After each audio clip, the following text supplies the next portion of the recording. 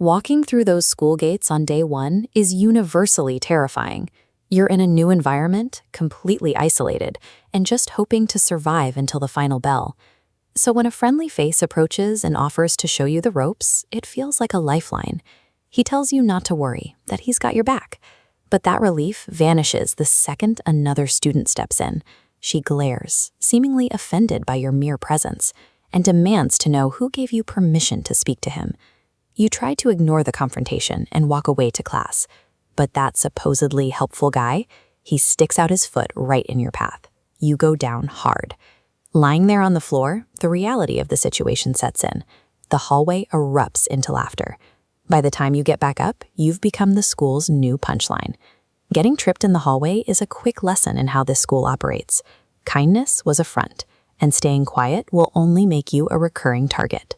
To stop the cycle, you have to find where their influence actually comes from. The very next morning, the defensive mindset kicks in. When someone leaves a banana peel directly in your walking path, you're already anticipating the trap. You step right around it. Survival quickly turns into intelligence gathering. Watching them from a distance in the library and the computer lab reveals the actual dynamics at play. It turns out the initial prank wasn't random. The boy who offered help is actually infatuated with the mean girl. They are coordinating these attacks together. With targets identified, it's time to strike back.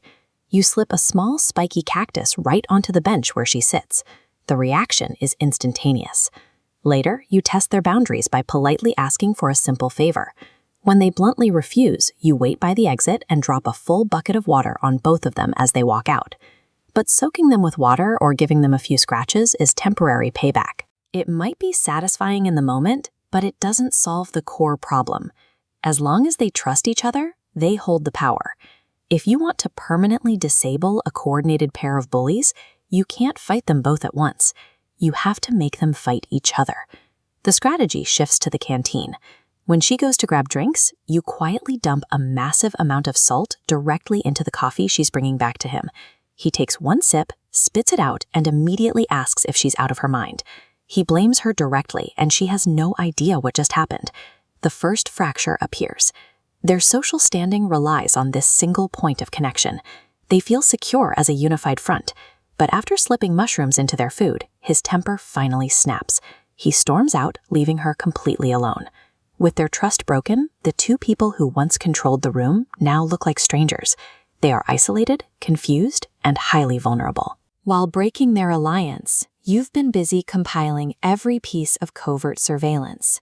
All those photos taken from the library and the lab are gathered together. You load the entire folder onto a pen drive, sneak into the classroom before the morning bell, and plug it straight into the main computer system.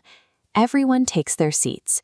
The teacher walks in, heads straight to the desk, and hits the power button on the digital display. Instead of the morning lesson, the screen lights up with all of their private conversations and secret moments. The evidence is broadcast to the entire room in high definition. The class falls into a stunned silence.